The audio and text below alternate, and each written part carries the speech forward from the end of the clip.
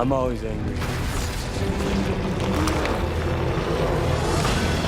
A movie star so big he thought he could do anything. A studio that bet everything on a pirate movie and lost it all. And a video game adaptation so catastrophically bad that the two people who directed it legally changed their names afterward.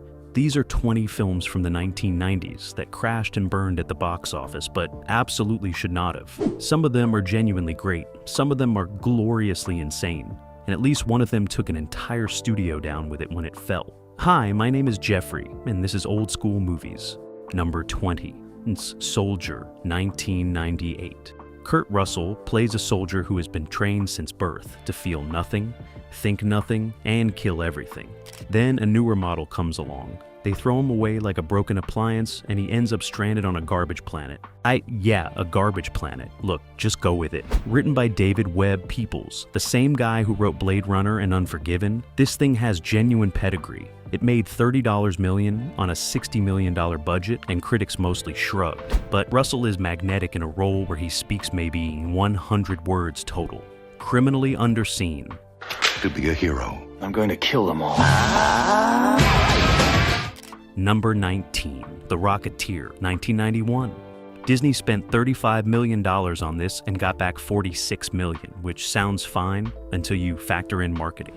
Then it's a flop, which is genuinely baffling because The Rocketeer is one of the most purely fun adventure movies of the entire decade. It's set in 1930s Los Angeles, it's got a jetpack, it's got Timothy Dalton playing a Nazi spy disguised as a Hollywood movie star. And it's directed by Joe Johnston, who later made Captain America. The whole thing has this gorgeous, pulpy energy that nobody appreciated in 1991. They would have gone absolutely crazy for it today. I'm on that rocket, Eddie. Not next week, not tomorrow. Now. Keep your eyes open. Number 18, Toys, 1992. This one is fascinating and not in a good way, and also kind of in a good way. Barry Levinson directed it. Robin Williams stars. The budget was $40 million. It made $23 million. And honestly, watching it now, you can kind of see why. It confused everyone. It's part satire, part fever dream, part toy box hallucination. The plot involves a weapons manufacturer trying to take over a toy factory and turn it into a military operation. Williams is Williams. The production design is genuinely stunning. But nobody in 1992 knew what they were watching. And to be fair, nobody really knows now either. Let's wind up the troops. Number 17, Super Mario Bros. 1993. So here's a fun fact. The two directors of this movie, Rocky Morton and Annabelle Jankel, were so horrified by the final product that they both stopped using their real names professionally for years. That tells you everything. Nintendo's beloved plumber somehow ended up in a dystopian parallel dimension, ruled by Dennis Hopper, playing a lizard dictator named President Koopa. Bob Hoskins, who played Mario, later said it was the worst job he ever did, and that the whole experience made him want to quit acting. And yet, there is a deeply weird cult around this movie now. It's absolutely not good. It is absolutely worth watching.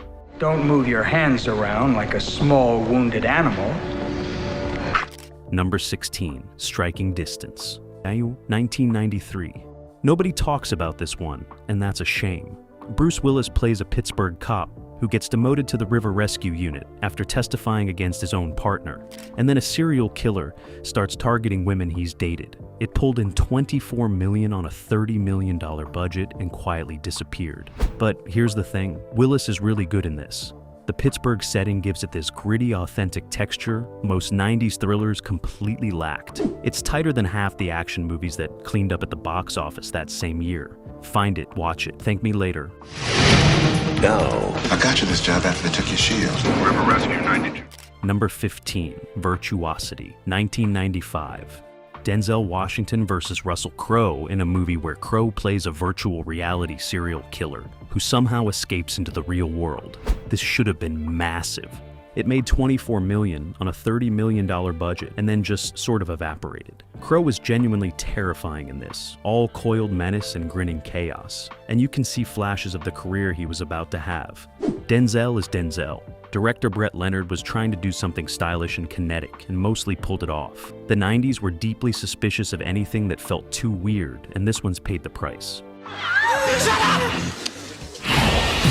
Here we go. Number 14, Last Action Hero, 1993. Here's where things start getting interesting.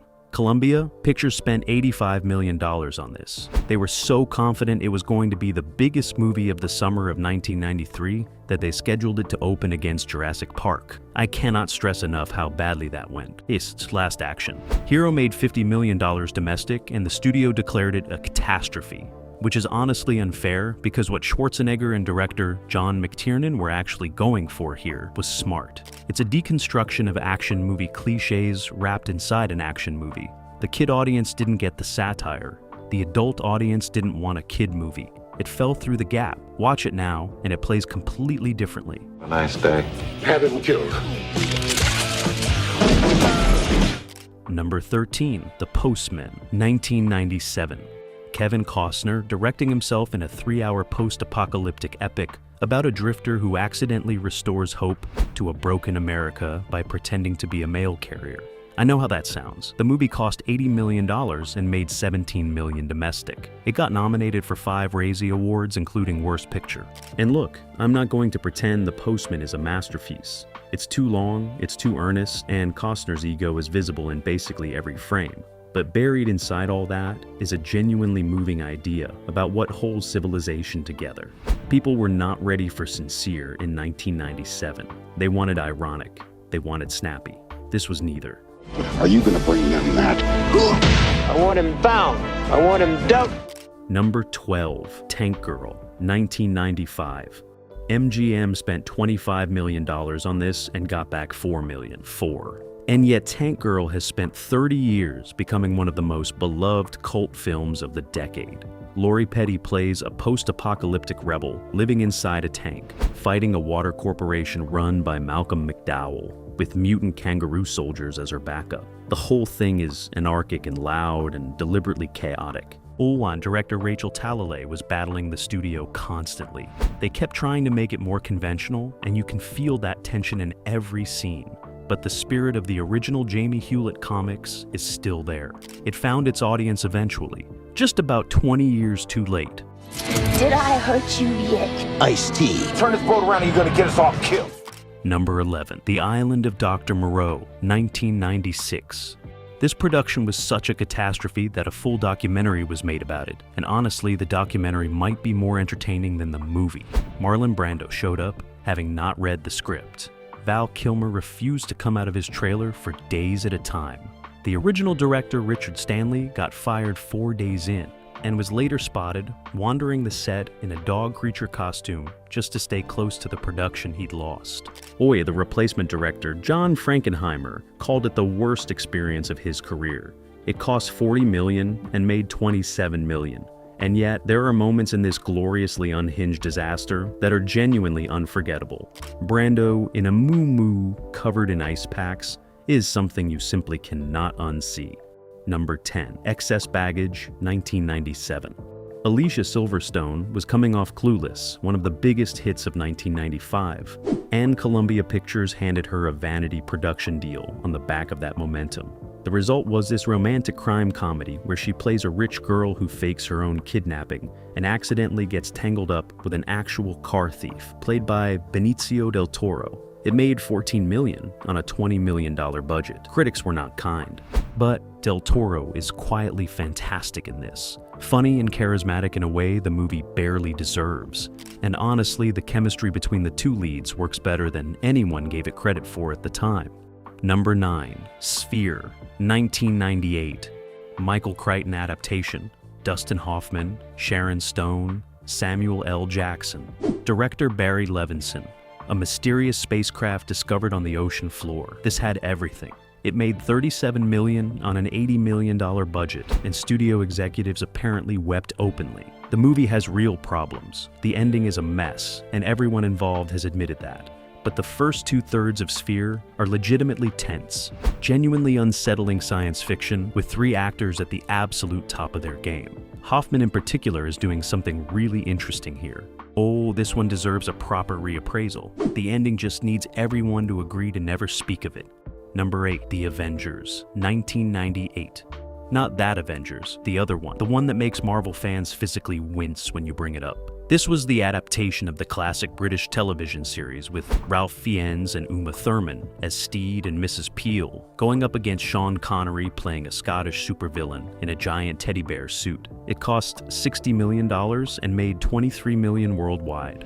Warner Brothers was so horrified by test screenings that they cut the film from 115 minutes down to 89 and released it anyway. Fiennes and Thurman have basically refused to discuss it ever since. The teddy bear suit, though, that stays with you. Number 7, Strange Days, Ewan 1995.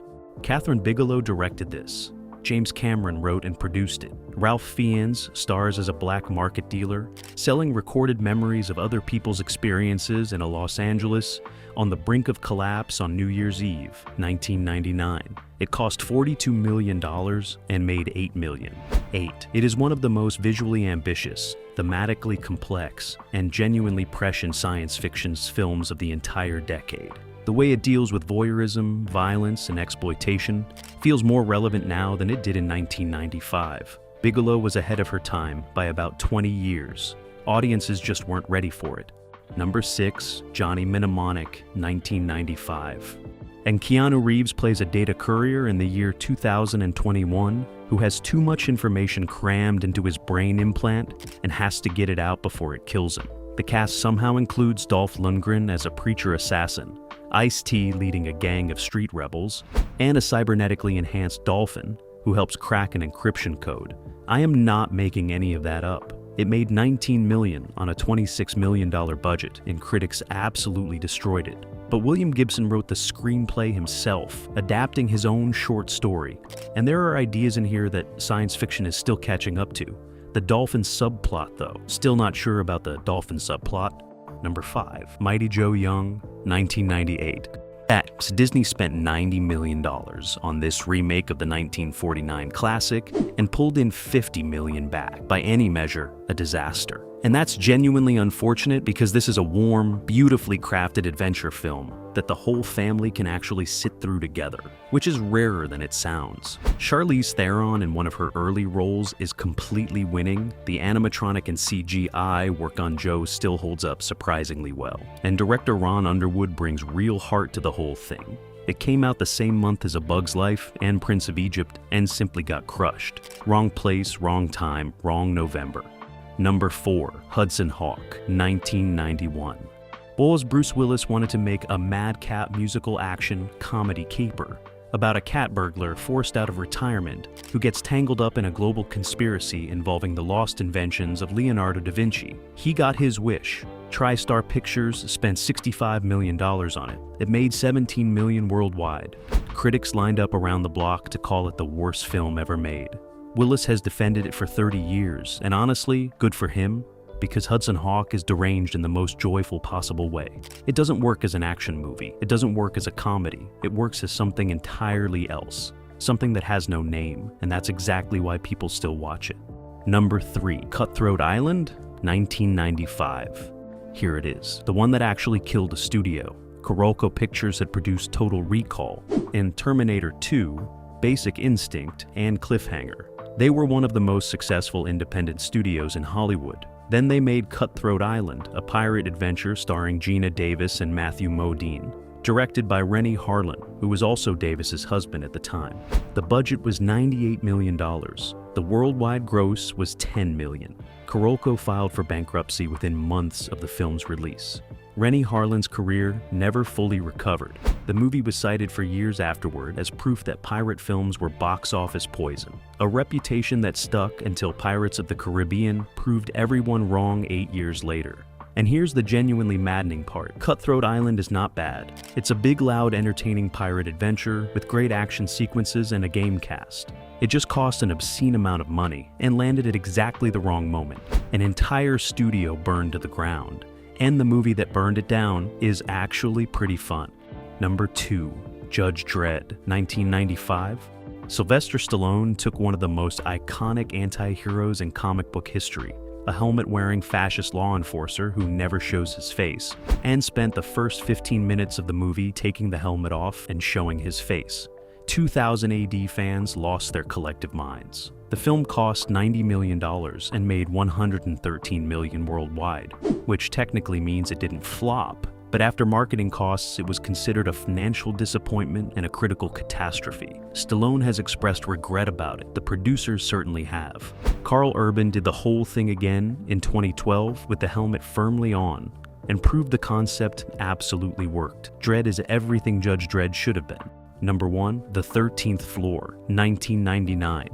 This one genuinely breaks my heart a little. Joseph Rusnak directed this adaptation of Daniel Galouet's novel Simulacron 3, about a computer scientist who discovers that the simulated 1930s world his company built for research might be more real than the world he lives in. It cost $16 million and made $18 million, so technically not a disaster. But Sony dumped it with almost no marketing. It opened the same summer as The Matrix and Existence and Dark City, and it just vanished. Which is a genuine tragedy because The 13th Floor is asking the same questions as The Matrix, but doing it quietly, slowly, and with a melancholy that gets under your skin in ways the bigger films don't. Most people have never seen it. Most people who have seen it never stop thinking about it. That's the ones that really sting. And that's the list. 20 films that the box office chewed up and spat out, most of which deserve a second look, some of which deserve a third. If you've seen any of these, drop them in the comments. And if there's a 90s flop you think should have made the list, let me know. I read every single one. I'm Jeffrey, this is Old School Movies, and I'll see you in the next one.